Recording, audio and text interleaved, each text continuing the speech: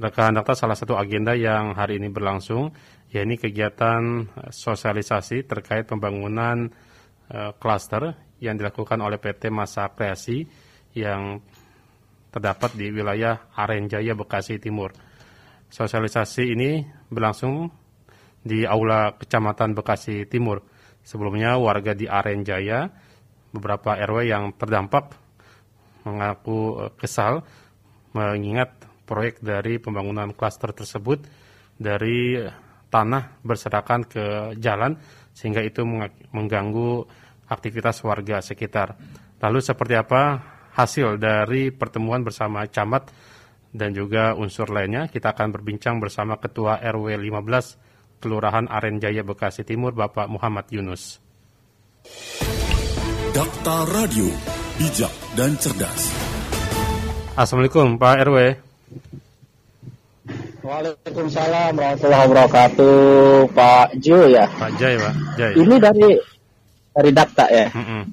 Pak RW bisa dijelaskan sebelumnya pertemuan yang hari ini berlangsung di Aula Kecamatan ini kan sudah dilakukan di Sekretariat RW. Apa yang melatar belakangi permintaan dari warga, Pak, terkait pembangunan klaster di PT Masa Kreasi ini, Pak? Iya, mungkin sedikit saya ini dulu saya koreksi ya, mungkin bukan ini tapi di Durenjaya Pak ya. Oh Durenjaya, maaf. Durenjaya. Ya, RW 15 Kelurahan Durenjaya. Iya, Durenjaya. Jadi iya, kita kan semenjak adanya PT Kreasi ini sebenarnya kita juga nggak paham juga awalnya ya dari sejarah itunya. Beliau langsung adanya cut and fill untuk di daerah tersebut.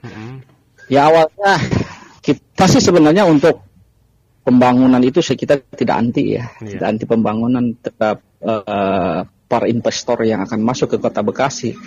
Tetapi kan setidaknya ada aturan main yang harus dilakukan oleh pengembang, kemudian juga oleh pemerintah daerah juga. Itu kan harus ada walaupun sekarang katanya izin lingkungan sudah tidak ada lagi karena langsung ditarik ke pelayanan satu atap gitu ya, gitu.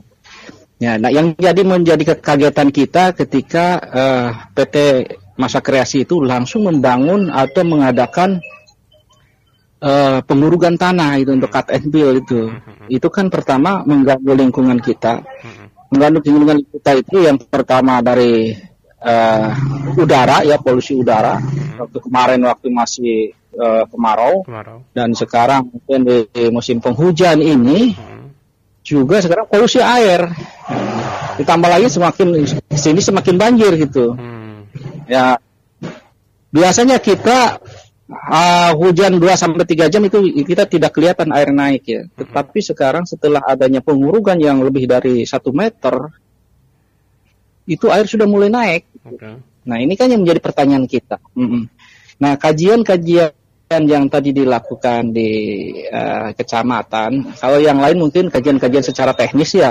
Kalau saya coba untuk mengangkat kajian secara kajian kebijakan. Yang pertama, kita kan melihat tentang kebijakan Permen PUPR RI ya, nomor 12 kalau nggak salah tahun 2020, bahwa pembangunan itu harus melibatkan warga, terutama mungkin masalah izin lingkungan ya, bukan masalah izin lingkungan. Kalau tadi saya sudah katakan kalau izin lingkungan katanya sudah tidak ada karena kata Bu Camat tadi berbicara seperti itu. Tetapi intinya lingkungan itu harus tahu dulu ya, harus paham bahwa tanah tersebut mau dijadikan apa. Ini tidak ada, baplang pun tidak ada atau buplang itu nggak ada. Gitu. Baik. Kemudian dari Masa Kreasinya sendiri tidak ada yang datang ke RW kita untuk sowan atau apa gitu. Tidak ada sama sekali. Gitu. Kita pun jadi menjadi ada apa ini gitu. Dan kebijakan-kebijakan yang diinikan juga yang digadang-gadangkan sama PT Masa Kreasi itu tidak dikasih tahu ke kita, atau setidaknya kan kita punya kopian yang bisa kita jadikan sebagai dasar beliau membuat pembangunan yang ada di kita, di wilayah kita atau bersentuhan dengan wilayah kita. Kita harus pegang sebenarnya filenya itu. Ini tidak ada sama sekali. Jadi saya sebagai ketua RW susah untuk menjelaskan kepada warga alasan-alasan PT Kreasi itu tidak punya izin atau punya izinnya. Itu tidak bisa menjelaskan saya ke keluarga saya itu. Gitu. Atau kalau tanya itu saya, ya siap.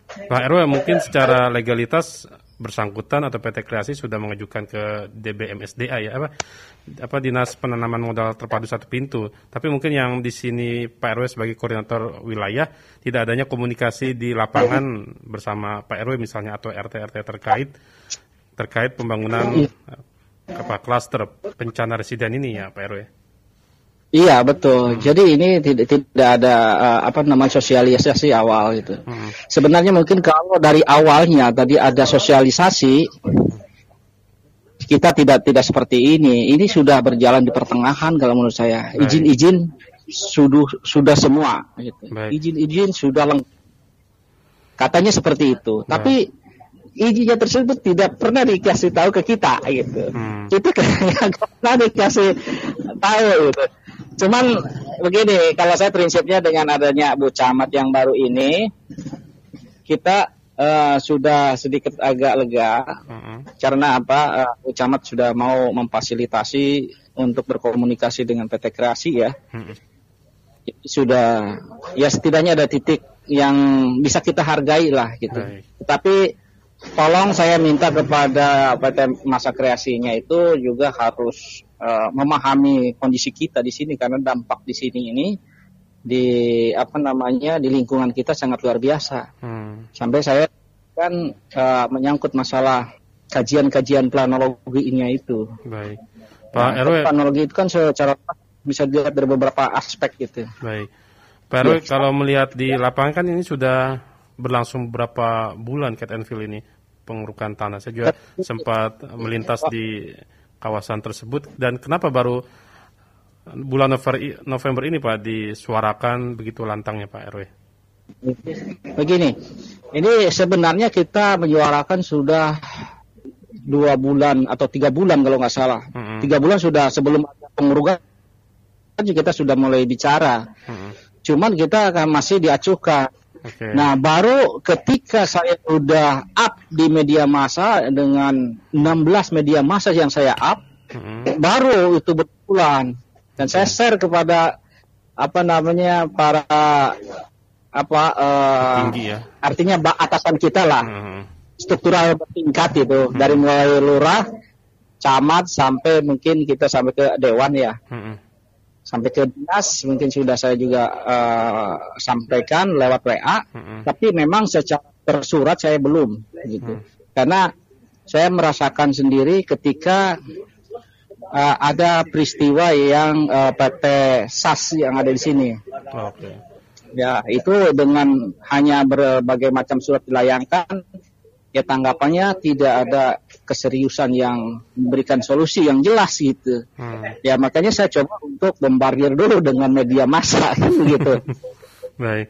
Pak RW, kalau informasi Pak RW, kalau informasi yang kami terima kan sesungguhnya wilayah ingin adanya komunikasi. Kedua juga ada pemberdayaan warga sekitar minimal jadi security di proyek tersebut begitu Pak RW. Tapi informasi yang kami terima juga justru itu dimanfaatkan oleh salah satu ormas lah yang akhirnya memegang kekuasaan yang mengaku sebagai wilayah.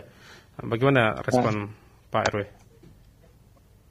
Gini, kalau masalah itu saya kurang begitu paham ya. Kalau masalah untuk ormas tertentu, karena saya juga tidak pernah melihat ormas itu dari ormas mana gitu kan. Ya hanya kata orang saya nggak bisa seperti itu ya gitu. Kalau keterlibatan dari warga kita memang tidak ada dari RW 13-14-nya gitu, tidak ada. Cuman memang mungkin RW yang lain mungkin ada mungkin gitu. Tapi dari RW kita itu tidak ada gitu. Baik, berarti itu melintasi RW berapa aja Pak selain 15?